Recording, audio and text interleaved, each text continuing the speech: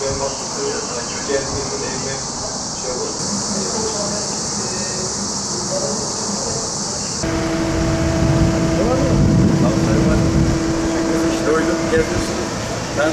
koşa yetişeyim. Allah razı olsun. Ayağına sağlık.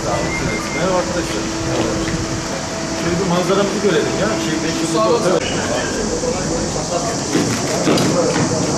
Yoldan gelmiş. Manzarayı en çok para kazanacak Kral Dairesi. O da biraz şey, şunun çıkmış. Yok.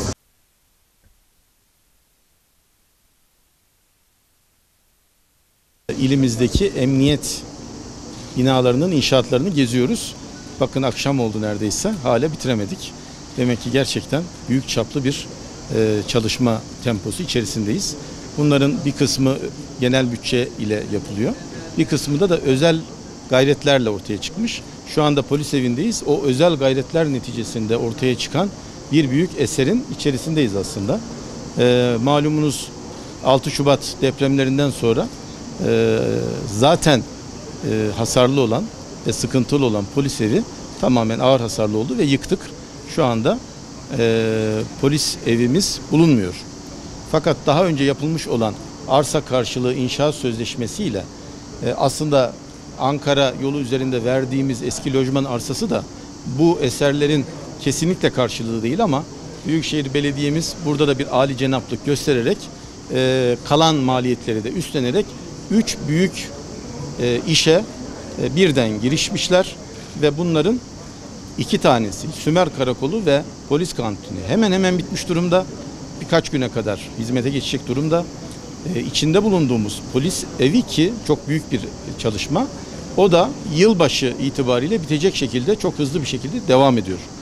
Bu sadece polislerin konaklayacağı bir yer değildir. Bu gördüğünüz bina aslında bir kültür merkezidir aynı zamanda. Konaklama merkezidir. Şehirde kamu binalarının, kamu konaklama tesislerinin ne kadar lazım olduğunu biz 6 Şubat günü gördük. Elimizde hiç kapasite kalmadı. Ne sıkıntılar çektiğimizi siz kıymetli basın mensupları da yakından takip ettiniz. O yüzden sağlam zeminlerde, sağlam binalarla, sağlam kamu binaları bizim için elzem. Dolayısıyla biz binalarımızı yapacağız, sağlam yapacağız ve yarın İnşallah yaşanmaz ama yaşanması muhtemel yeni felaketlerde bu binalar bizim can simidimiz olacak. Bunlara yapışacağız, bunlarla beraber yürüyeceğiz. Keşke Malatya Hükümet Konağı mesela yıkılmasaydı, ağır hasarlı olmasaydı biz depremi daha rahat yönetirdik. Ama biz elimizde o tarihi binayı kaybettik. İşte inşallah onları da yapacağız. Biliyorsunuz Hükümet Konağı inşaatlarımız da devam ediyor. Bu arada yeri gelmişken bugün mutlu bir gün bizim için. Onu da sizlerle paylaşmak istiyorum sayın basın mensuplarımız.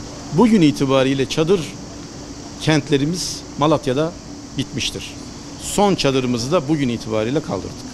Yani ilk günler hatırlayın çadır vermek için, vatandaşımıza çadır yetiştirmek için mücadele ederken 6. ay gelmeden biz çadırları kaldırmanın mutluluğunu yaşıyoruz. Çünkü tüm çadırlarımızın yerine 1+1 konteynerlar verdik vatandaşlarımıza. Kira isteyene de kira verdik. Böylece kira isteyen ya da konteyner isteyen Malatya'da her bir vatandaşımız konteynerine ya da kirasına kavuşmuş durumda. Bu bizim için çok büyük bir mutluluk verici bir şey. Sadece çadırlar değil, bugün itibariyle tüm sosyal tesisler, KYK yurtları, camiler, aklınıza gelebilecek spor salonları, ne kadar tesis varsa hepsini kullanmıştık. Bunların tamamında da vatandaşlarımız artık bulunmuyor. Hepsi çok daha kaliteli barınma imkanları ile barınıyorlar. İnşallah böyle bir yıl kadar onları misafir edeceğiz. Bir yıl sonra da hemen arkamda çaprazdan bakarsanız Çamurlu Mahallesi'ndeki yükselen binaları görürsünüz. Orada yükselen binalarımız, arka tarafta tepenin arkasında yükselen, Gelinciktepe'de yükselen binalarımız, İkizce'de yükselen binalarımız, ayrıca yerinden dönüşüm yöntemiyle yapılacak olan binalarımızda inşallah Malatya halkı kalıcı konutlarına kavuşacaklar. Onlar kavuşana kadar da biz onları en uygun olabilecek en rahat imkanlarla misafir etmeye devam edeceğiz.